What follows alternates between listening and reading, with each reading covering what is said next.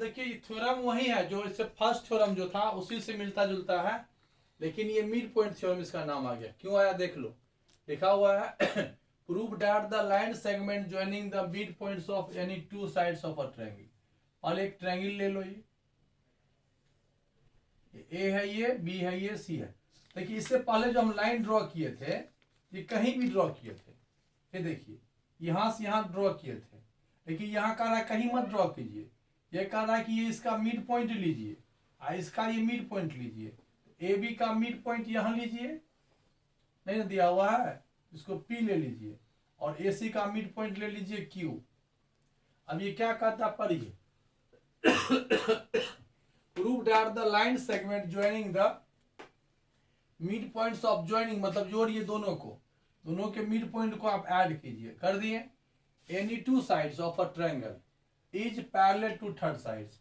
अब यहां पर लिखिए पहले गिवन, गिवन में हो गया in triangle A B C, क्या है, पी है mid point of A B, फिर क्यू क्या है, mid point of A C. अब कर दिए ज्वाइन पी क्यू। अब करना है क्या, to prove P Q parallel to B C, ये हो गया। ठीक है, अब देखिए यहां पर हम लोग जानते हैं वी नो, अब पैरेलल नहीं है लेकिन ये मिड पॉइंट है, ये मिड पॉइंट है, वहां पर पैरेलल था।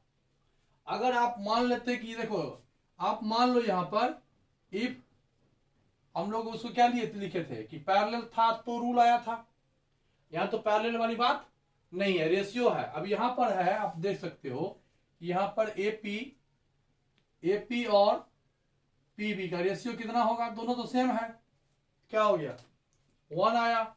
और यहां देखिए ए क्यू बाय क्यू सी है, यहां भी दोनों इक्वल है तो 1 रेशियो क्या हो गया 1।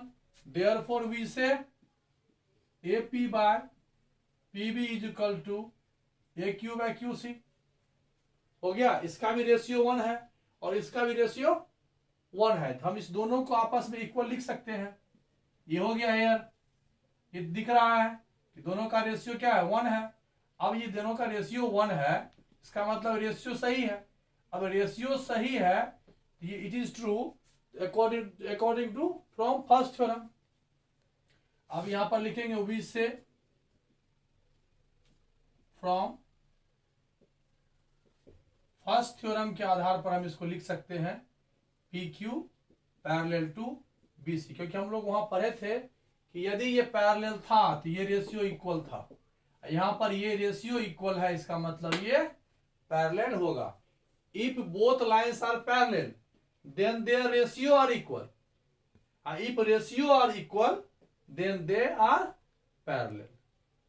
If ratio are equal then parallel, if parallel then ratio are equal. तो यहां मिड पॉइंट होने की वजह से क्या हो गया कि दोनों इक्वल हो गया, और कोई बात नहीं, जो वही थ्योरम हुआ समझिए, ये मिड पॉइंट होगा तो इस तरह से ये यहां पर सेट कर जाएगा। आगे समझ में, चलिए थ्योरम नेक्स्ट देखते हैं।